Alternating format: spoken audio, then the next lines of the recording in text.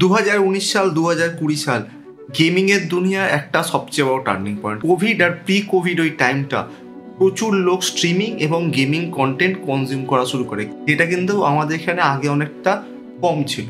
সেটা কিন্তু প্রচুর বুম পায়, আর এই সময় তার সাথে বুম হয় ফেসবুক গেমিং। ফেসবুক গেমিং হলো ইউটিউব গেমিংয়ের একটা টোন ডাউন ভার্সন, যেখানে ফেসবুক আমরা জানতাম একটা সোশ্যাল মিডিয়া প্ল্যাটফর্ম, যেখানে শুধুমাত্র তুমি বন্ধু বান্ধবের সাথে আড্ডাই আর কি মাত্রা তাদের ছবিতে লাইক করতে পারবে, বা ছোটো ছোটো ভিডিও দিতে পারবে তুমি ঘুরতে গেছে করতে হবে তার। কিন্তু সেই জায়গা থেকে ফেসবুকটা ঘুরে দাঁড়ায় একটা গেমিং প্ল্যাটফর্ম হিসেবে, যেখানে সকলে গেম খেলে আপলোড করতে থাকে অথবা লাইভ স্ট্রিম করতে থাকে, এবং তার মধ্যে একজন ছিলাম আমি। 2020 সাল 2021 সাল ফেসবুক গেমিং চরমে চলছিল। অন্যান্য সমস্ত প্ল্যাটফর্ম টুইচ সবাইকে টেক্কা দিয়ে এগিয়ে যাচ্ছিল ফেসবুক গেমিং। তার কারণ ফেসবুকের যেটা ছিল, যেটা কারু কাছে সেটা হচ্ছে প্রচুর অডিয়েন্স বেস। মানে একটা চিন্তা করে দেখো, ফেসবুক প্রোফাইল সবার ফোনে ছিল, সবার কম্পিউটারে ছিল, যাদের কাছে ইন্টারনেট অ্যাক্সেস ছিল সবাই কিন্তু ছিল ফেসবুকে। আর এই জন্য ফেসবুক গেমিং কিন্তু সেই সময় একটা বিশাল বুম পায়। কিন্তু সেই বুমটা আস্তে আস্তে যখন 2022 সাল আসতে থাকে, আস্তে আস্তে বোঝা যায় যে ফেসবুক গেমিং আস্তে আস্তে নিচের দিকে যাচ্ছে, এবং আর বেশি দিন হয়তো ফেসবুক থাকবে না। তাই ফেসবুক হঠাৎ করে উড়ে গেল কেন? বা আমার মতো ক্রিয়েটার যারা ফেসবুকে প্রথম থেকে ফুল দমে স্ট্রিম করেছি, একদম ফেসবুক কাঁপিয়ে স্ট্রিম করেছি বাংলা ভাষায়, সেই সব ক্রিয়েটাররা ফেসবুক ছেড়ে কেন ইউটিউবে চলে এলাম। এখানে আমার নিজের স্টোরিটাও বলবো, আর এখানে এই স্টোরিটাও বলবো যে কীভাবে Facebook as a gaming platform fail করলো।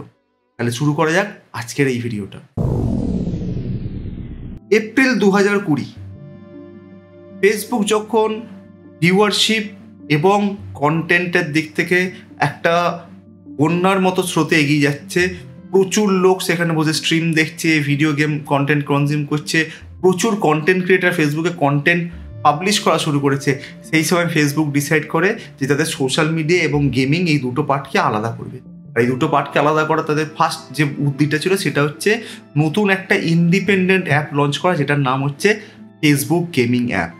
এই ফেসবুক গেমিং অ্যাপটা ফেসবুক লঞ্চ করে মাইক্রোসফটের থেকে মিক্সারকে কেনার কিছুদিন আগে। এপ্রিল মাসে ফেসবুক লঞ্চ করে ফেসবুক গেমিং অ্যাপ, এবং মিক্সারের সাথে ডিল করে জুন মাসে। তো এই ফেসবুক গেমিং অ্যাপটা যখন ফুল ফ্লেজ রোল আউট হচ্ছে তখন হচ্ছে 2021 সাল অলমোস্ট। এই 2021 সালে সেই সময় আমি পার্টনার, সেই সময় আমাদেরকে জানানো হয় যে তোমাদের সমস্ত ভিউয়ারদেরকে বলো ফেসবুক গেমিং অ্যাপে ট্রান্সফার করতে, তাদের গেমগুলোর জন্য মানে স্ট্রিম দেখার জন্য, আর বাদ বাকি সব কিছু তোমরা পেয়ে যাবে ফেসবুকের নর্মাল অ্যাপটা, যেটা তোমার ইচ্ছে সোশ্যাল মিডিয়া। আমরা বললাম ঠিক আছে, কিন্তু তখন সবাই একটা কোয়েশ্চেন জিজ্ঞাসা যে ফেসবুক গেমিং অ্যাপটা লঞ্চ করার কী দরকার আছে? কারণ সমস্ত মানুষ তো ফেসবুকের অরিজিনাল অ্যাপটাতেই স্ট্রিমগুলো দেখছে বা ওখানেই কন্টেন্টগুলো কনজিউম করছে। তার সাপেক্ষে কথা ছিল যে লোক যদি এইখানে কন্টেন্টটা কনজিউম করে তাহলে গেমিং আর এটা একসাথে হয়ে যাবে, সোশ্যাল মিডিয়াটা আমাদের নষ্ট হয়ে যাচ্ছে, মেন প্ল্যাটফর্ম তৈরি করার কারণটা নষ্ট হয়ে যাচ্ছে। আমরা বললাম ওয়েল অ্যান্ড গুড। যে কোনো সময় যে কোনো কোম্পানি যখন কোনো প্ল্যাটফর্ম চালায় তখন তারা চেষ্টা করে সমস্ত যত বেশি ইউজার পাওয়া যায় তাদেরকে এক জায়গায় করার। আর ফেসবুক সেখানে কী করছিল, ইউজারকে আলাদা করছিল, গেমিংয়ের যারা ইউজার তাদেরকে অন্য জায়গায়, সোশ্যাল মিডিয়াকে আলাদা জায়গায়। আর এখানে আসে সবচেয়ে বড় প্রবলেম, কারণ যখন 2021 সালে এই অ্যাপটাকে ফেসবুক যখন সবার জন্য লঞ্চ করে, এই অ্যাপটা কিন্তু কমপ্লিট ছিল না। মানে তুমি গেমের যখন ফেসবুক গেমিংয়ে তুমি স্ট্রিম দেখছো, স্ট্রিম দেখতে তুমি চাইলেও তুমি কখনো স্ট্রিমিংয়ের কোয়ালিটি আপ বা ডাউন করতে পারবে না। প্রথম দিকে একটা কোয়ালিটি তোমরা দেখতে পাবে, দ্যাট ইজ 1080p।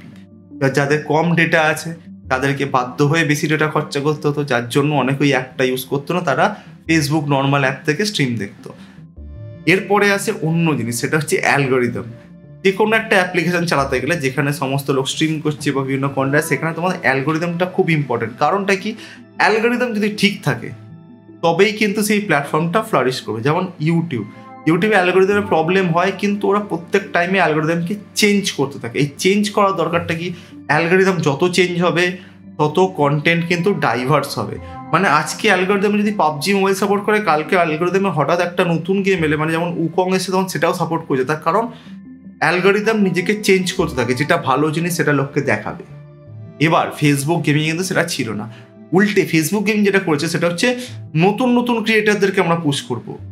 যারা এক্সিস্টিং ক্রিয়েটার তাদেরটা রাখছে না, কিন্তু নতুনদের পুশ করছে। মানে আমার যারা ভিউয়ার ছিল, যারা আমাকে দেখছে তাদের কাছে আমার স্ট্রিম বা আমার ফিড বা আমার নোটিফিকেশান যাচ্ছে, তাদের কাছে কী যাচ্ছে, তাদের কাছে নতুন কোনো স্ট্রিমার ঢুকে যাচ্ছে, নতুন কোনো স্ট্রিমারের ভিডিও যাচ্ছে, নতুন কোনো স্ট্রিমারের রিলস যাচ্ছে, ভয়েস যাচ্ছে, যেটা খুব ভালো। কিন্তু সেখানে মাথায় রাখতে হবে যে যে অডিয়েন্সটা প্ল্যাটফর্মে এসছে সে কার জন্য এসছে, একটা ইউজারকে দেখে এসছে, একটা কন্টেন্ট ক্রিয়েটারকে দেখে এসছে। সেই কন্টেন্ট ক্রিয়েটার যে কন্টেন্টই সে না পায়, সেই অডিয়েন্সটা কি বাস্তায় সেই প্ল্যাটফর্ম থেকে চলে যাবে। আর ফেসবুক গেমিংয়ের সাথে তাই হয়। এরম চলতে চলতে 2022 সাল ফেসবুক গেমিং বন্ধ। ফেসবুক থেকে আমাদের জানানো হয় যে আমাদের ফেসবুক গেমিং অ্যাপটা বন্ধ করে দেওয়া হচ্ছে। আমরা জানতাম এটা ইভেনচুয়ালি বন্ধ হবে, কিন্তু 2022 সাল অবধি টানার কি দরকার ছিল সেটা আমরা তখনও বুঝতে পারিনি। যাই হোক, ফেসবুক গেমিং অ্যাপ বন্ধ হয়। এই ফেসবুক গেমিং অ্যাপ বন্ধ হওয়ার পিছনে মেন কারণ ছিল ওই অ্যাপটা করে ওদের নাকি ওভারঅল প্ল্যাটফর্মে ইন্টিগ্রিটি নষ্ট হয়েছিল। ইন্টিগ্রিটি কিরমভাবে নষ্ট হচ্ছিল, ব্যালেন্স থাকছিল না। কোন মানে যে অডিয়েন্সটা ওখানে ধরো ফেসবুক আসতো কি একটা সোশ্যাল মিডিয়ার সাথে একটা লাইভ স্ট্রিম দেখছো বা গেমিং কন্টেন্ট বা অন্যান্য কন্টেন্ট, ভিডিও কন্টেন্ট তুমি কনজিউম করছো, কিন্তু যেই মুহূর্তে তুমি দুটোকে আলাদা করে দিচ্ছ তখন কি লোকের কাছে চাহিদাটা হয়ে যাচ্ছে কি আমি ওটা পাচ্ছি না, এটা পাচ্ছি না। সব অনেকেই ফেসবুক গেমিং থেকে বেরিয়ে নর্মাল ফেসবুক অ্যাপে দেখতে শুরু করে। তখন ওরা বুঝতে পারে যে এই অ্যাপটাকে আলাদা করে রাখার কোনো দরকার নেই। এই জন্যই কিন্তু ইভেনচুয়ালি গিয়ে ফেসবুক অ্যাপটা ক্লোজ ডাউন হয়। অফিসিয়ালি ওরা কোনো স্টেটমেন্ট দেয়নি, আমাদেরকে জানিয়েছিল না। তাই এটা কিন্তু আমি বলতে পারি তোমাকে best on the user experience, কেন যতজন আমাকে দেখতো তাদের কথা অনুযায়ী কেন তারা দেখতো না সেটা আমি জানতে পারলাম ওখান থেকে। যখন ফেসবুকে গেমিং প্রচণ্ডভাবে নিজের গ্রিপটা ধরে নিচ্ছে, প্রচুর অডিয়েন্স রেখেছে, সেই সময় ফেসবুক একটা জিনিস ডিসাইড করে, সেটা হচ্ছে ফেসবুক কী টাইপের কন্টেন্টকে দেখাবে কাকে। সেইখানেই হয়ে যায় সবচেয়ে বড় কোয়েশ্চেন। তার কারণ যে কন্টেন্ট সবচেয়ে বেশি রেভিনিউ জেনারেট করে যে কোনো প্ল্যাটফর্মে সেটা হচ্ছে ভ্লগস, ফুড ব্লগস অথবা নাচানাচির ভিডিও। মানে তোমরা বুঝতেই পারছো কোনটার কথা বলছি।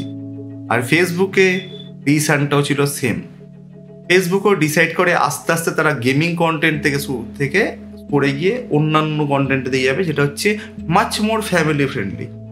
এবার তোমরা বললে কেন, গেমিংয়ের সমস্যা কী আছে? ধরো আমি না গালাগাল দিই, কিন্তু বাকি সবাই তো গালাগাল দেয় না।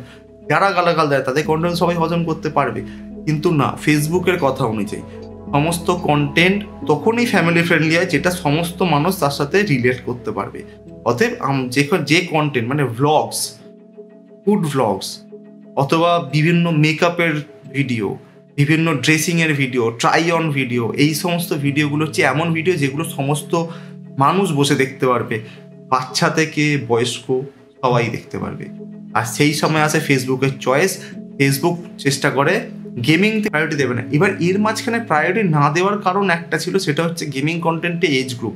গেমিং কন্টেন্টটা সাধারণত 13 থেকে শুরু করে 45, তার বেশি যায় না। কিন্তু বাকি যে কন্টেন্ট, ব্লগস, ঘুরতে যাওয়ার ভিডিও, ফুড ব্লগস, এগুলোর কিন্তু একদম ছোট থেকে বড় সবাইকে অ্যাপিল করে। এবং ফেসবুক চায় তাদের কন্টেন্টে সেই কন্টেন্টটাকে বেশি পুশ করো যেটা সমস্ত বয়সের অডিয়েন্সকে অ্যাপিল করে। আর সেই জন্য ফেসবুক ঠিক করে যে গেমিংটাকে এবার একটু পিছনে দেওয়া যাক। গেমিং অনেকটা আমাদের প্ল্যাটফর্মকে তুলেছে, অনেক লোকের এনগেজমেন্ট বাড়িয়েছে, এবার ভ্লগসগুলোকে আমরা পুশ করি।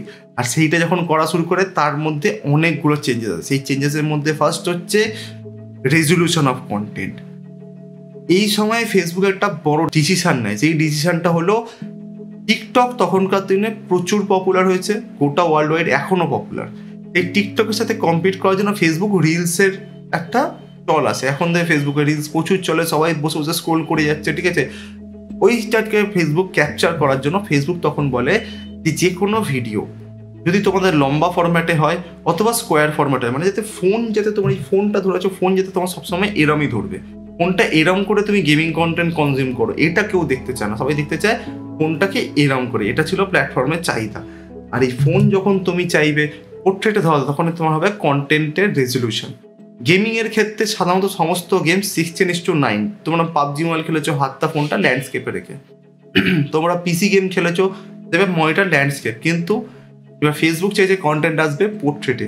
পোর্ট্রেট কন্টেন্ট কিরম করে আসবে, দুটো সাইড কাটবে কেটে, ইদার স্কোয়ার না হলে লম্বা। আর এই লম্বা কন্টেন্টে নিজেদেরকে ইভলভ করতে ম্যাক্সিমাম গেমিং কন্টেন্ট ক্রিয়েটার পারেনি। কিন্তু যারা ভ্লগস দিচ্ছিল বা যারা ওই বিভিন্ন ফানি ভিডিও বা রিলস বানাচ্ছে, তাদের ক্ষেত্রে পোর্ট্রেট কন্টেন্ট তৈরি করাটা অনেকটা ইজিয়ার ছিল। যে কারণে ফেসবুক থেকে গেমিংটা আস্তে আস্তে পিছিয়ে থাকে। কেননা যে কোনো গেম, একটা স্টোরি গেম খেলে তার যদি তুমি সারাউন্ডিংটা না দেখো, তাহলে তুমি ফিলটা পাবে না। যে কোনো একটা পাবজি ফর এক্সাম্পল তুমি যদি খেলতে থাকো, তাহলে পাবজিতে তুমি যদি সাইডটা না দেখতে পাও তাহলে তুমি কি দেবে? তোমার যদি শুধু ক্যারেক্টার বরাবর এইটুকুনি একটা জায়গাতে হয়, তুমি তো দেখতে পাবে না সাইড থেকে আসছে। সেই জন্য ওভারঅল যারা স্ট্রিমার ছিল তারাও কিন্তু ফার্স্টের দিকে রেজিস্ট করে যে আমরা কন্টেন্টে যাবো না, ওই সাইড কন্টেন্টে। কিন্তু সেই সময় ফেসবুক আমাদেরকে একটা জোর দেয়, সেটা হচ্ছে ইদার তো আমরা সুইচ করো ভার্টিক্যাল কন্টেন্ট অথবা স্কোয়ার কন্টেন্টে, আদারওয়াইজ আমরা তোমাদের কিন্তু পেজের রিচ কমাবো। আর এই জিনিসটা আমরা ওই যে শুধু মুখে বলছে, আমাদেরকে ভয় দেখাচ্ছে না, এই জিনিসটা তারা হাতে নাতে করে দেখায় 2022 সালের শুরুর পর থেকে। আস্তে আস্তে স্ট্রিমের রিচ, ভিডিওর রিচ হাফের হাফ হতে হতে শেষ পর্যন্ত গিয়ে ফার্স্টে যে রিচ থাকতো তার 10% রিচ থাকতো। একটা ভিডিও ফার্স্টের দিকে একটা স্ট্রিমে যদি 1 লাখ ভিউ হতো, আফটার 3 ঘন্টা স্ট্রিম সেটা হয়ে দাঁড়ালো 10,000। তার কারণ কি? কন্টেন্টটা ভার্টিক্যাল নয়। এবার এই ভার্টিক্যাল কন্টেন্ট যখন কোনো প্ল্যাটফর্ম পুশ করে, তারপরে তার আস্তে আস্তে কী অবস্থা সেটা আমরা অলরেডি দেখেছি। টিকটক ইজ অলরেডি শুধুমাত্র এই কন্টেন্টটা, টিকটকে যেটা চলে সেটা হচ্ছে শুধুমাত্র একটা ভিডিও যেটা ওইভাবেই লম্বা শ্যুট করা ভিডিও। অথবা ইউটিউবে যখন দেখবে, ইউটিউব শর্ট সেকশন আলাদা করে দিয়েছে, ভিডিও আলাদা করে দিয়েছে। কারণটা কি? ইউটিউব বুঝতে পেরেছে যে কোন অডিয়েন্সকে কী দিতে হবে বা একটা প্ল্যাটফর্মকে সাস্টেন করার জন্য কী করতে হবে। কিন্তু ফেসবুক সেটা পায়নি। ফেসবুক যেটা করেছিল সেটা হচ্ছে সব কিছু সবাইকে একদম ফোর্সফুলি একটা শর্ট টাইপ কন্টেন্ট বা একটা ওই রেজলিউশন কন্টেন্টে বেঁধে দিয়েছিল। সমস্ত প্ল্যাটফর্ম কিন্তু একটা জিনিস থেকে খুবই বায়াস থাকে, সেটা হচ্ছে সবসময় প্ল্যাটফর্মে যে কন্টেন্ট হয় সেটা যেন রিফ্রেশ হতে হতে আসে। মানে একই টাইপের কন্টেন্ট যেন প্ল্যাটফর্মে বারবার না আসে। কারণটা কি? একই টাইপের কন্টেন্ট যদি প্ল্যাটফর্মে বারবার চলে আসে তাহলে জিনিসটা একটা ওই একঘেয়ে হয়ে যাবে, অডিয়েন্সরা সেখানে থাকবে না। তো সমস্ত প্ল্যাটফর্ম সবসময় চায় কন্টেন্টটা সবসময় চেঞ্জ হতে হতে আসে। যে কারণে আমরা দেখবে পাবজি আমি অনেক দিন ধরে খেলছি, তার কারণে আমাদের এখানে রিজিয়নে পাবজিটাই শুধুমাত্র ফেভার করে। কিন্তু যখন স্টোরি গেম আসে, স্টোরি গেম খেলি তো, বা যখন অন্য গেম আসে আমি খেলার চেষ্টা করি, ঠিক আছে, অ্যাটলিস্ট একদিন চেষ্টা করি, তারপরে যদি হয় হলো, যদি না হয় না হলো। কিন্তু প্ল্যাটফর্মও চায় কন্টেন্ট যেন রিফ্রেশ হয়ে থাকে। কিন্তু ফেসবুকের ক্ষেত্রে ফেসবুক প্ল্যাটফর্ম যেটা কন্টেন্টটা রিফ্রেশ করেছে সেটা হচ্ছে গেমিং থেকে ছেড়ে সব কিছু।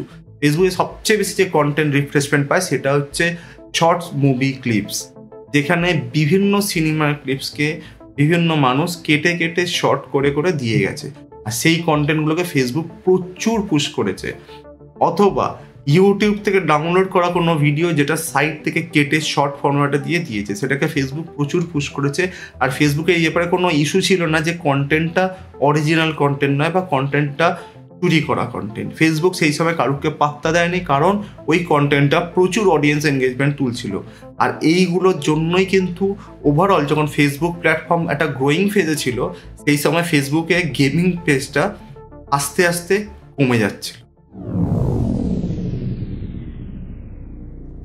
আমি যখন পার্টনার ছিলাম, ফেসবুক আমাকে একটা কন্ট্রাক্ট সাইন করেছিল। সেই কন্ট্রাক্টে লেখা ছিল তুমি ফেসবুকে স্ট্রিম করবে, তুমি ফেসবুকে ভিডিও দেবে, তুমি ফেসবুকে তোমার গেমিং রিলেটেড যা কিছু সব কিছু থাকবে শুধু ফেসবুকে। এই ফেসবুকে শুধু থাকতে গেলে আমারও কিছু চাই। তার জন্য ফেসবুক আমাকে মাসে $500 করে দিত, যে তুমি $500 করে মাসে পাবে, তার বিনিময়ে তোমার যা কিছু কন্টেন্ট, যা কিছু মনিটাইজেশন সব কিছু ফেসবুকে। শুরুর দিকে যখন দিয়েছিল তখন আমার কাছে খুবই আনন্দ ছিল, কারণ কোভিডের সময় আমার কাজ কিছু ছিল না, বাইরে ম্যাক্সিমাম লোকেরই কাজ চলে গেছিলো। এই সময় তখন আমার কাছে ওই টাকাটা প্রচুর ভ্যালু ছিল। যখন আমি স্ট্রিমিংটা যখন আমার একটা কেরিয়ারে পরিণত হয়, তারপরে আমার উচিত ছিল ফেসবুক থেকে শিফট হয়ে ইউটিউবে অডিয়েন্সটাকে টানা, কিন্তু আমি ভুল করেছি। ওই যে বললাম, টাকা একটা এমন জিনিস যে কোনো মানুষকে নষ্ট করে দেয়, আমাকেও করেছে। কারণ শুধুমাত্র সংসার চালাতে পুরো দায়িত্বটা আমার আছে বলে আমি দেখেছি এখানে শিওর শর্ট টাকা পাচ্ছি, এখানে আমি রয়ে গেছি। কিন্তু এই এক্সক্লুসিভ কন্টেন্টটা যেখানে আটকায়, সেটা হচ্ছে যে কোনো ক্রিয়েটার যদি তার কন্টেন্ট একটা জায়গাতে পাবলিশ করে, মানে তুমি এখন যদি নিজে একটা নতুন ক্রিয়েটার হও, উঠতি ক্রিয়েটার হও, বা নিজে কিছু করতে চেষ্টা করছো, চ্যানেল বানাবে, ফেসবুকে পেজ বানাবে বা ইউটিউবে চ্যানেল বানাও, কিন্তু সমস্ত কন্টেন্টটা সব জায়গায় দিতে থাকো। শুধু ফেসবুকে নিজেকে আটকে না থেকে, শুধু ইউটিউবে নিজেকে আটকে না থেকে, কন্টেন্টগুলোকে বিভিন্ন জায়গায় দাও, ডাইভার্স করো, একটা অডিয়েন্স তোলার চেষ্টা করো, বিভিন্ন জায়গাতে একটা অডিয়েন্স তোলার চেষ্টা করো। তাতে সুবিধা কী হয়? তাতে সুবিধা সেই কন্টেন্ট ক্রিয়েটার। কারণ যে কোনো সময় যদি যে কোনো প্ল্যাটফর্মে কোনো প্রবলেম হয়, তাহলে কিন্তু তোমার প্রবলেমটা হবে না, যেটা আমি ফেস করেছি ফেসবুকে এই এক্সক্লুসিভ ডিলে থেকে। আর ফেসবুক এই জিনিসটা কিন্তু সবার সাথে বাধ্যতামূলক করেছিল, লাস্টে 2022 সাল থেকে যখন আমি চেষ্টা করেছিলাম যে ফেসবুকের এক্সক্লুসিভ ডিল থেকে আমি বেরোবো, ফেসবুক তখন আমায় কিছুতেই বেরোতে দেয়নি। এবং তাদের যে ক্লজটা ছিল সেটা যতক্ষণ না আমার কন্ট্রাক্ট শেষ হচ্ছে তুমি আমাদেরকে ছেড়ে কোথাও যেতে পারবে না, যদি যাও তাহলে এতদিন ধরে যত টাকা দিয়েছি that has to be returned. যেই কারণে আমি ফেসবুকে 2022 সালের নভেম্বর অব্দি আমি ফেসবুকে পড়েছিলাম। নভেম্বরের পর থেকে আমি শুরু করি ডুয়াল স্ট্রিমিং। তখন আমার কাছে ফেসবুকে পার্টনার ব্যাচ ছিল, আমার পেজটা ইভেন এখনও জানো বেঁচে দিচ্ছি, তারপরেও পার্টনার ব্যাচ আছে। ফেসবুকে যখন আমি কাজ করেছি ইন দ্য সেন্স যখন স্ট্রিম করেছি, এক্সক্লুসিভ ছিলাম তো বেসিক্যালি পার্টনারদের মিটিং হতো, ফেসবুক পার্টনার্স মিট, যেখানে একজন পার্টনার ম্যানেজার থাকতো, একজন বা কখনো একাধিক। তারা আমাদেরকে বিভিন্ন ধরনের যে প্ল্যাটফর্মে চলছে বা এই কন্টেন্ট তৈরি করলে এটা একঘেয়ে হয়ে যাচ্ছে, এই কন্টেন্টটা চেঞ্জ করো, এরকম একটা করে মিটিং হতো যেখানে বলতো this is the best practices for the platform, এসব শেখাতো। সেইখানে আমাদের একজন মহিলা আছে, তার নাম হচ্ছে মিস ধর।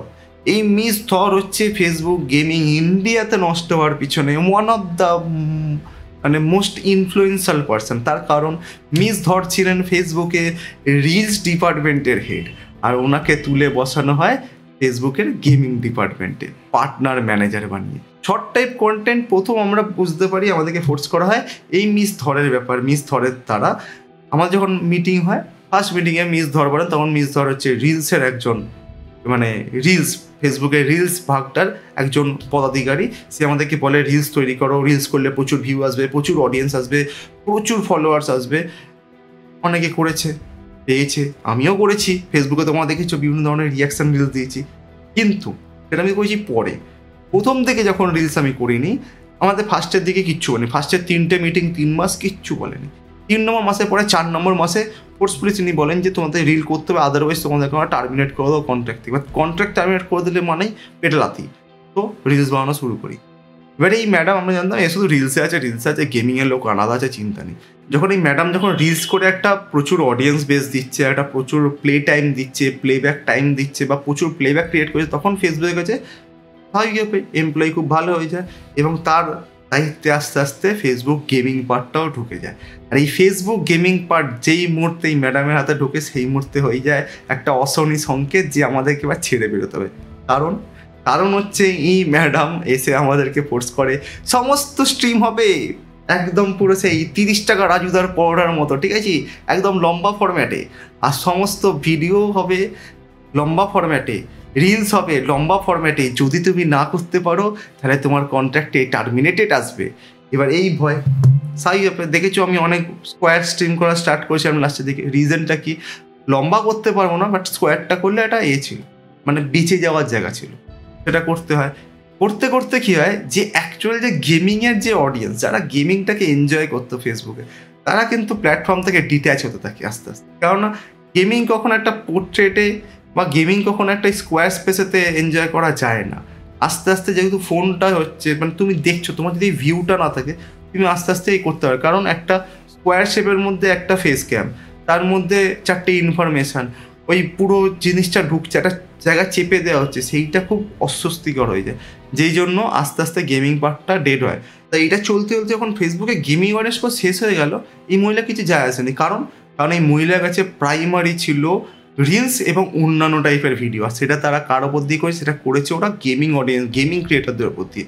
এটা আমরা বুঝতে পারি যখন দেখতে পাই যে সমস্ত গেমিং চ্যানেল ডাউনে, সমস্ত গেমিং পেজেসগুলো নষ্ট হয়ে যাচ্ছে, তাদের ভিউজ নষ্ট হয়ে, তাদের অডিয়েন্স নষ্ট হয়ে যাচ্ছে। তখন মহিলা বলছে তোমরা সব ভালো কাজ করছো, কোনো চিন্তা করতে পারো, তোমাদের অনেক রিলস ভাইরাল হচ্ছে। তখন আমরা বুঝতে পারি যে মহিলার আসল লক্ষ্যটা গেমিংটাকে বড় করা, বাকি যে পার্টনার ম্যানেজার মতো ছিল তাদের মতো গেমিংটাকে বড় করা না।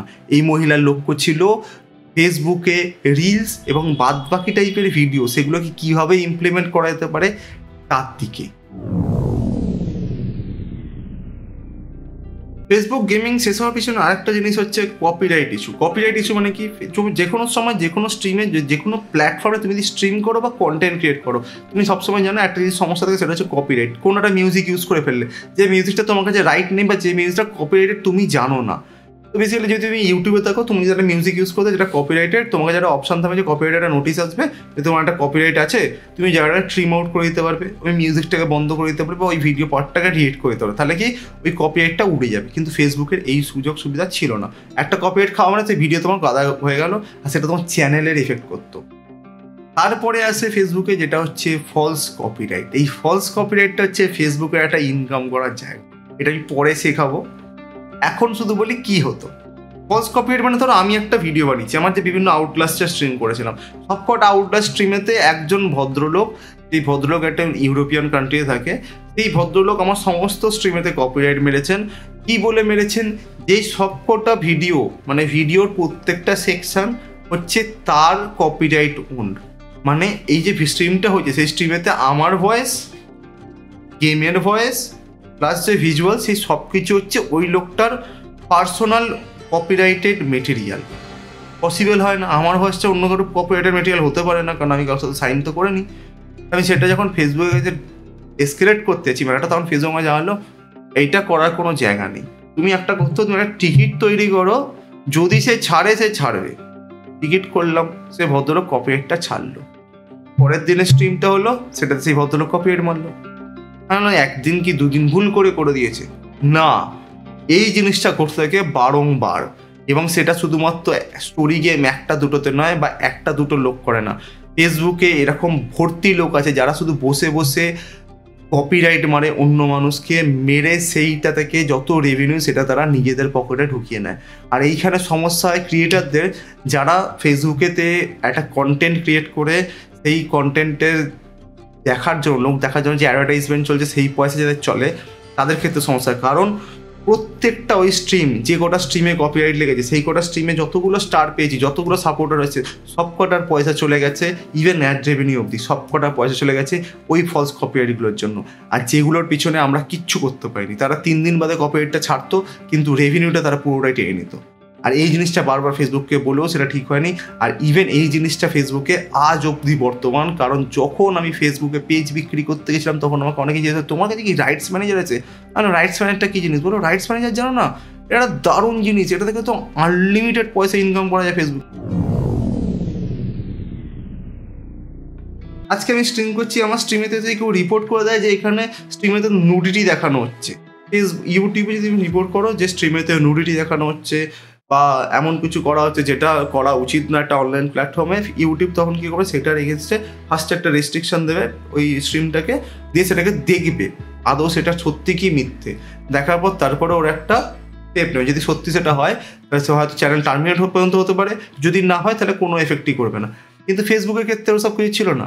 ফেসবুকে তুমি আসবে, সেটা তুমি যদি রিপোর্ট মেরে দাও যে আমার যে কন্টেন্ট ছিল ফেসবুকে স্ট্রিম করতে, আমার কন্টেন্টের সবাই রিপোর্ট মেরেছে সেক্সুয়ালি এক্সপ্লিসিট কন্টেন্ট, আর তার জন্য আমার কন্টেন্ট সবসময় ঝাপসা হয়ে যেত।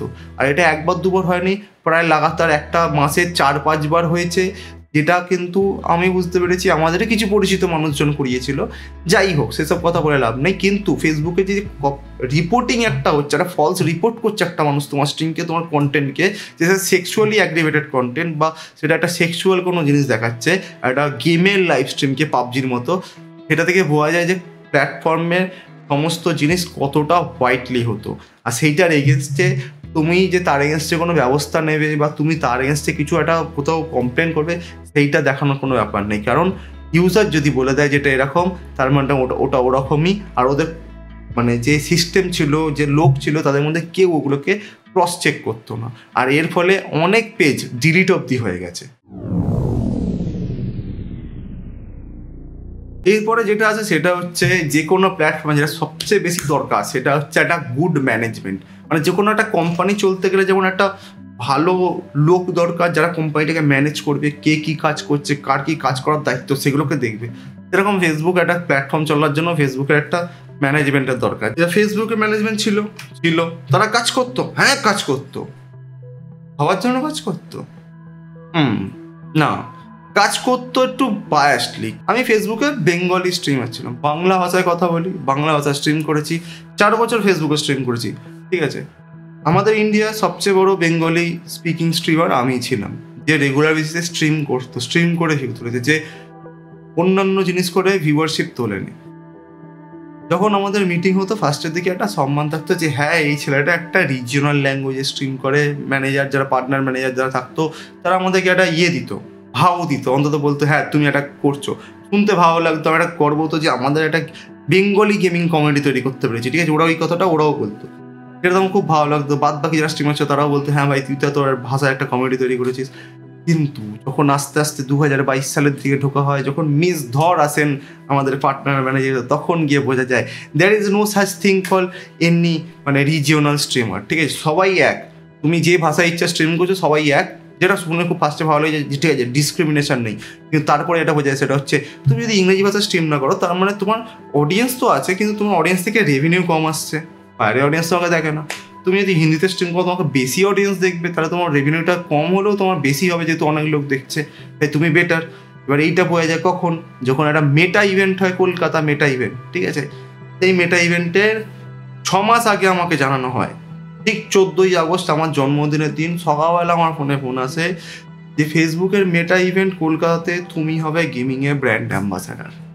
বললো আই সাবাসে তো দারুণ খবর। হ্যাঁ না সত্যি সত্যি না ইয়ার কি মারছে, বললো না অফিসিয়ালি কল করছি, সত্যি সত্যি হবে। আমি খুব খুশি হয়ে গেলাম। তারপরে জানালো যে এই হবে, তোমার ওখানে যেতে হবে। বললো অনেক বড় বড় ক্রিয়েটার আসবে, তোমাদের একটা মিট আপ করার সুযোগ দেওয়া যাবে। এবার এই মিট আপ করার সুযোগটা কেন এসেছিলো, তার কারণ তার আগে একটা ফেসবুকের যে কোম্পানি ছিল, সিএসপি ছিল, সেই কোম্পানি একটা কলকাতা স্ট্যাডেলে একটা অনুষ্ঠান করে Facebook gaming conclave, India gaming conclave বলে, যেখানে সমস্ত ফেসবুক গেমিং পার্টনারদের আছে, যেখানে একটা মিট আপের অপশন হয়েছিল। আমাদের মানে আমার ভিউয়ারশিপের অনেক কেউ গেছিলো মিট আপ করতে, আমাকে দেখা করতে, মানে ওখানে গেছিলাম, সবাইকে বলছিলাম আসবি যারা আসতে চাস, ফর্ম ফিল আপ করে অনেক কেউ এসেছিলো। সেইটা দেখে ওরা আমাকে চান্সটা দিয়েছিল যে এখানে হ্যাঁ এই রিজনে সবচেয়ে বেশি অডিয়েন্স এর আছে যারা মিট আপ করতে আসতে পারে, যেন আমাকে চান্সটা দিয়েছিল। সব কিছু ঠিক ছিল। যেই সব মাসে এই অনুষ্ঠানটা হওয়ার কথা তার আগে আমরা যাই হায়দ্রাবাদ অ্যালান ওয়াকার মিটাতে। সেখানে গিয়ে একটা ছেলে ছবি তোলাতুলি করছিল, যে ছবি তুলছিল, ওদের একটা শ্যুট করছিল, ঠিক আছে। বললো যে ওটা ওই মেটা ইভেন্টের জন্য শ্যুট হচ্ছে। আমি জানি মেটা ইভেন্টে যে ছেলেটা গুজরাটের ছেলে, তার গুজরাটে হয়তো মেটা ইভেন্ট হবে, সেখানে শ্যুট হচ্ছে। বাড়ি আসি তথারীতি, এবং আমি ভাবছি আমার মেটা ইভেন্টে কবে শ্যুট হবে নাকি, আমার শ্যুট করতে লাগবে না, আমাকে এমনি দেখিয়ে দিলে চলে আসবে লোক, ঠিক আছে। একটা ভেতরে ওরকম ফিলিং ছিল। এই 2022 সালে যখন এই মেটা ইভেন্টটা হয়, ঠিক 3 দিন আগে আমার কাছে ফোন আসে যে কী ব্যাপার ভাগা, তুমি রেজিস্টার করো নি কেন মেটা ইভেন্টের জন্য। আমি বললাম রেজিস্টার করা কী আছে, আমি তো অ্যাম্বাসাডার আছি না, আমি তো অলরেডি রেজিস্টার্ডই হব, যা হয় ফিলিংটা। তখন বললো না তুমি তো অ্যাম্বাসাডার নেই, অ্যাম্বাসাডার চেঞ্জ হয়ে গেছে। আমি তখন মানে লিটারালি যা হয়, ঠিক আছে, আমি যা অ্যাম্বাসাডার চেঞ্জ হলো আমাকে জানালো না। আমাকে বলছে না তোমাকে জানানো তো দরকার নেই। আমি তাহলে অ্যাম্বাসাডার কী হয়েছে, কারণ আমি ভেবেছিলাম কোনো বাঙালি স্ট্রিমারই হবে। আর যেহেতু যে কটা জায়গায় স্ট্রিম হচ্ছে, মানে মুম্বাইতে ইভেন্ট হচ্ছে, মুম্বাইয়ের ছেলে যারা ছিল তারা পেয়েছে, ছেলে মেয়ে যারা ছিল তারা পেয়েছে, দিল্লিতে হয়েছে, দিল্লিতে ওখানকার ছেলে মেয়েরা পেয়েছে, যখন ইয়েতে হয়েছে সাউথ ইন্ডিয়াতে হয়েছে, চেন্নাইতে হয়েছে, সেখানকার স্ট্রিমাররা পেয়েছে। তাই ভেবেছিলাম এখানে আমাদের এখানকার কেউ পাবে, আমি না পাই অন্য কেউ পাবে। তখন আমাকে বললো না, আমি তাহলে কে পেয়েছে, বললো গুজরাটের ওই ছেলেটা যে সাথে দেখা হলো তোমার ওই অ্যালানোকা মিটে। আমি বললাম গুজরাটের ছেলে কলকাতায় এসে মেটা ইভেন্ট এসে গেমিংয়ের বললো হ্যাঁ ও হচ্ছে। আমি ফোন করলাম মিস ধরকে, ম্যাডাম এই ব্যাপার আপনি বললেন এই হবে, এখন শুনছি এই, বলছে হ্যাঁ হয়ে গেছে। আমি বলছি একবার জানানো দরকার ছিল, যে আমি তো আশা করেছিলাম আমি হব। আমাকে বলছে জানানোর কি দরকার আছে, একটা কর্পোরেট কোম্পানি তারা যেটা ডিসাইড করেছে সেটা তারা করেছে। আমি ছিলাম মানে আমাকে তো আগে আপনারা তো নোটিফাই করেছিলেন, মেল ফেল করেছিলেন, বলছে সেটা করেছিলাম, সেটা ওভার হয়ে গেছে, চেঞ্জ হয়ে গেছে প্ল্যান। আমি তো প্ল্যানটা চেঞ্জ হলো তো আমাকে তো নোটিফাই হচ্ছে, তোমাকে যখন ছবি তোলা হয়নি তোমাকে তো বোঝা উচিত তুমি হবে না। আমি ওকে ঠিক আছে। আমাকে বললো তুমি রেজিস্টার করেছো, এমন না রেজিস্টার করিনি। বলো তুমি রেজিস্টার করে আমি চিন্তা ভাবনা করছি। যেটা হয় ফেসবুক মেটা ইভেন্টে আমি চাইনি, কারণ আমার কোনো রকম ইচ্ছে ছিল না। আমি ওখানে প্রথম কথা খারাপভাবে নেওয়ার কোনো ব্যাপারই নেই, আমার খুব অপমানিত বোধ হয়েছিল। তার কারণ আমাকে এখন বলেছিল হব, আমি বলছিলাম খুব খুশি হয়েছিলাম। আমি ছিলাম আমি না হয় অন্য কোনো বাঙালি স্ট্রিমার নেই, আমাদের এখানে একজনই হবে। বললো এখানে আর কেউ নেই যে ওরম নাম্বার পুল করে, তাই তুমি একাই হবে। অন্যান্য জায়গায় দুজন করে হয়েছে, তা আমাদের এখানে 2 করতে হতো আমার সাথে ওকে, না এখানে শুধুমাত্র একা উনি হবে। কারণটা জানতে পারলাম, ওনার যে কাকা ছিলেন তিনি ছিলেন লজিটেকের ইম্পোর্টার, আর তার থ্রুতে প্রচুর ব্যবসা ঢুকবে ফেসবুকের কাছে এবং আমাদের সিএসপি কোম্পানির কাছে। তাই জন্য সিএসপি কোম্পানি আমাকে লাথি মেরে সাইড করেছেন এবং ওনাকে অ্যাজ এ গেমিং পার্টনার তুলে ধরেছেন। এবার গেমিং পার্টনার তুলে ধরলে তো শুধু হবে না, তোমাকে যেটা করতে হবে সেটা হচ্ছে মিট আপের জন্য তো লোক জোগাড় করতে হবে, যখন তুমি স্টেজে উঠবে যারা তোমার হয়ে চিয়ার করবে, এইখানে হয় সমস্যা। আমার কাছে প্রোগ্রামের একদিন আগে ফোন আসে, মিস ধর ফোন করে বলেন কি ব্যাপার তুমি এটা করো নি, আর তোমার এই যে এটা একটা লিঙ্ক পাঠিয়েছে আমাকে, বলছি কিসের লিঙ্ক? বলছে তোমার ওই যে মিট আপ আছে ওখানে, মিট আপের লিঙ্ক। আমি যে মিট আপের লিঙ্ক মানে? বলছে হ্যাঁ তুমি তোমার অডিয়েন্সকে নিয়ে আসো। আমি যে কতজন অ্যালাউড? বলছে 400-500 যত, কোনো সমস্যা নেই, এভরিথিং অন ফেসবুক। আর বড় হোটেলে হয়েছিল, আইটিসি সোনার বাংলা মোস্ট প্রবাবলি, তাই মনে পড়ছে না, যে কোনো বড় হোটেল ওই সায়েন্স সিটি পাশেই ওখানে হয়েছিল। বলছে খাওয়া দাওয়া একদম সকাল থেকে শুরু করে একদম নাইটে লাঞ্চ ডিনার অবধি পুরো এখানে প্রোগ্রাম, নাচ গান সব কিছু হয়েছে, প্লাস চিয়ার ফিয়ার করবে। তখন আমি একটা জিনিস চিন্তা করি, আমি যদি এটা পাবলিশ করি অনেক লোক হয়তো যাবে সেখানে গিয়ে আনন্দ করবে, কিন্তু অ্যাট হোয়াট কস্ট? আমি তোমাদেরকে নিয়ে যাচ্ছি, আমি যখন মিট আপ করবো, আমি বললাম যে আমি যখন মিট আপ করবো আমাকে একটা কোনো একটা ছোটো পোডিয়াম দেওয়া হবে বা একটা বুথ টাইপের দেওয়া, যেখানে মিট আপ করবো। বললো না তুমি অন দ্য গ্রাউন্ড তুমি সবার সাথে তো এতে লনেতে দাঁড়িয়ে মিট আপ করে নিতে পারবে। তখন আমি বললাম মানে 70-80 জনের লনেতে দাঁড়িয়ে মানে কিরম করে কার সাথে কিরমভাবে কথা বলবো, পার্সন টু পার্সন তোরম করে কথা বলতে পারবো না। বলছে না ওটাকে একটু নিজের মধ্যে অ্যাডজাস্ট করে নেবে, ঠিক আছে। আমি বুঝলাম যে মানে ব্যাপারটা হচ্ছে ওর এখানে অডিয়েন্স আসবে না, ওর অডিয়েন্সটা কোপ আপ করবে কী করে? আমার ওপর দিয়ে। কারণ আমাদের এখানে বাকি যারা ছিল তাদের হয়তো অডিয়েন্স আসবে না, বা তারা হয়তো অত অডিয়েন্স আনতে পারবে না অতজনকে, তার জন্য দায়িত্বটা হয়ে যাচ্ছিলো আমার উপরে। আর আমি তখন কী করি, আমি বললাম ম্যাডাম আমার তো শরীরটা খারাপ লাগছে, আমি যাবো না, আমার মায়েরও শরীর খারাপ, বউয়েরও শরীর খারাপ, আমি যেতে পারবো না, তা এই প্রোগ্রামটাতে আমাকে বাদ দিয়ে দেন, আমি পরের যখন প্রোগ্রাম হয় মেয়েটার তখন আমি যাবো। আমাকে তখন মহিলা কিছু বলেনি, ফোনটা রেখে দেয়। যেদিনকে প্রোগ্রাম তার আগের দিন রাত্রিবেলা ফোন করে বলে যে তুমি ওটা লাইভ করো, ওই ফর্মটা লাইভ করো আর তুমি নিজে রেজিস্টার করো আসবার জন্য। আমি বললাম পারবো না। তারপরের দিন সকালবেলা আমাকে ফোন আসে, প্রোগ্রামের দিন সকালবেলা 8টার সময়, সেই সময়ও বলা হয় যে তুমি ওটা করো। আমি বলছি না করবো না, কারণ ইভেন্টটা ছিল ওটা সন্ধ্যেবেলার ইভেন্ট ছিল সবটা। আমি বলছিলাম না করবো না, ঠিক আছে। তার পরবর্তীকালে আমার কাছে আর কোনো ফোন আসেনি। ফোন আসে প্রোগ্রাম শেষ হওয়ার পরের দিন, সেই দিনকে ফোন করে আমাকে জানানো হয় যে তোমার ফেসবুক কন্ট্রাক্ট টার্মিনেট করা হয়েছে। টার্মিনেট ইন দ্য সেন্স তোমাকে ফেসবুক থেকে ছেড়ে দেওয়া হয়েছে অ্যাজ এ স্ট্রিমার। তাই তুমি যদি ফেসবুকে স্ট্রিম করো সেটা that is completely up to you, কিন্তু তুমি কোনো স্ট্রিমার মানে পার্টনার প্রোগ্রামে নেই। তোমার যা পেমেন্ট পেতে সব কিছু বাদ। অলরেডি তখন তার আগে আমার পেমেন্ট করে দিয়েছিল $300, সেটা অন্য ব্যাপার, কিন্তু পুরো পেমেন্ট বাদ। এবার তুমি যেটা করতে পারবে সেটা হচ্ছে নিজের মতো যা করে বুঝে নাও। আমি কিছু মনে করিনি, কারণ দেখো যা কিছু হয়েছে তারপরে এটা হয়েছে, আমি যাইনি, আমি আমার নিজের দিক থেকে সঠিক ছিলাম, এতটুকু কষ্ট পাইনি। 3 দিন বাদে আমার কাছে আবার ফোন আসে যে তোমার কন্ট্রাক্ট রিইনস্টার্ট করা হচ্ছে, $100 তোমাকে মাসে পে করা হবে, তুমি ফেসবুকে লাগাতার স্ট্রিম করতে দেখো। সেই সময় আমাকে যে এক্সক্লুসিভ কন্ট্রাক্টটা দেওয়া, সেই কন্ট্রাক্টটাতে বলা থাকে 120 ঘন্টা করে স্ট্রিম করতে হবে মাসে, 10টা করে ভিডিও দিতে হবে, এবং অন্য কোথাও কোনো রকম কন্টেন্ট দেওয়া যাবে না। যেটা থেকে আমি সেই বছরেরই নভেম্বর মাসে বেরিয়ে আসি। তার কারণ আমি তখন বুঝতে পেরেছিলাম যে কন্টেন্ট যেটা প্ল্যাটফর্ম আমার সাথে করছে আস্তে আস্তে, সেটাতে আমার ওভারঅল আমার নিজের অ্যাজ এ ক্রিয়েটার ক্ষতি হচ্ছে, আমি নিজের অডিয়েন্সকে লুজ করছি। কারণ যদি দেখতে থাকো মেটার ওই ইভেন্টটার পর থেকে আমার পেজের যে রিচ ছিল, আমার পেজে একটা স্ট্রিমেতে অ্যাভারেজ রিচ যেত 50,000 লোকের কাছে, সেই রিচটা হয়ে যায় 5 থেকে 7,000। এইটা প্রায় আমার 1 মাস সময় লাগে বাড়াতে, 15,000 করতে 1 মাস সময় লাগে, কোনো কারণ ছাড়া, কোনো কপিরাইট ছাড়া, কোনো স্ট্রাইক ছাড়া, কোনো কিছু ছাড়া, শুধুমাত্র ইন্টারনাল পলিটিক্স এবং ফালতু ম্যানেজমেন্টের জন্য এই জায়গায় গিয়ে পৌঁছায়। আর এই কারণে সমস্ত এই যে এতগুলো এতক্ষণে যে কটা বললাম, এই সব কটা মিলিয়ে যে ফলটা হয়। আর এরপরে 2022 সালে আমি পার্টনার প্রোগ্রামে এক্সক্লুসিভ ডিল থেকে বেরিয়েছি। আমি বলি আমার কোনো পয়সা লাগবে না, দিতে হবে না আমাকে পয়সা, আমার পেজটা আছে, তোমরা যদি পার্টনার রাখতে চাও রাখবে, যদি না রাখতে চাও না রাখবে। আমি ইউটিউবে স্ট্রিম করতে চাই, আমি নিজের কন্টেন্টকে ডাইভার্স করতে চাই। তখন আমাকে জানানো হয় যে তুমি করতে পারো স্ট্রিম, অন্য জায়গায় করতে পারো, তোমার কোনো পয়সা দেওয়া হবে না, কিন্তু তার বদলে একটা জিনিস মনে রাখো, তোমার পেজের রিচ যেটা আছে সেটা কিন্তু আরও দিন দিন পড়বে। আমি বললাম কোনো অসুবিধা নেই, কারণ আমি অলরেডি অন্য প্ল্যাটফর্মে চেঞ্জ করবো। এইসব ঘটনা যখন ফেসবুক গেমিং জর্জরিত, ফেসবুক গেমিংয়ের অবস্থা একদম মানে কি বলবো জীর্ণ প্রায় দশা, এই সময় ফেসবুক থেকে ডিসাইড করে আর একটা জিনিস, সেটা হলো স্ট্রিম করতে হবে ইংরেজিতে। কারণ হিন্দি বা বাংলা বা আমাদের এখানকার রিজিয়নাল ল্যাঙ্গুয়েজে স্ট্রিম করলে অ্যাড রেভিনিউ কম। এবার অ্যাড রেভিনিউ বাড়ানোর জন্য কী করে বাড়াবে, তোমাকে ইংরেজিতে স্ট্রিম করতে হবে, যাতে সেই স্ট্রিমটা গিয়ে হিট করে আমেরিকা, ইউরোপ, এইসব ইংলিশ স্পিকিং নেশনগুলোতে। যাতে সেখানকার অডিয়েন্সরা দেখে এবং সেখান থেকে তুমি বেশি পরিমাণ রেভিনিউ জেনারেট করতে পারো, কারণ ফেসবুক গেমিং তখন রেভিনিউ ক্রাঞ্চের মধ্যে দিয়ে যাচ্ছিল। আর তার জন্য কি শুরু হয়, তার জন্য শুরু হয় বিভিন্ন স্টোরি গেমের একই পার্ট বারবার খেলা। মানে মনে আছে আমি কিছুদিন আনচার্টেড খেলছিলাম, হ্যাঁ ওই আনচার্টেডটা খেলার কারণটাই ছিল এইটা।